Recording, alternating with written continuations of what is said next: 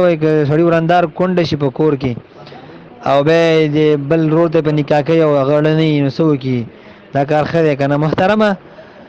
چې په کونډه پیدا شو په کور کې نو دا خو د عزت دی، د ضرور ښځه ده، په کار دی چې د خپله ورسره نکاح وکړي او په دې کې شرم کول نه دي په کار چې اوس پردو خلکو ته هغه په نکاح کېږي یا همداسې کونډه پاتې کېږي.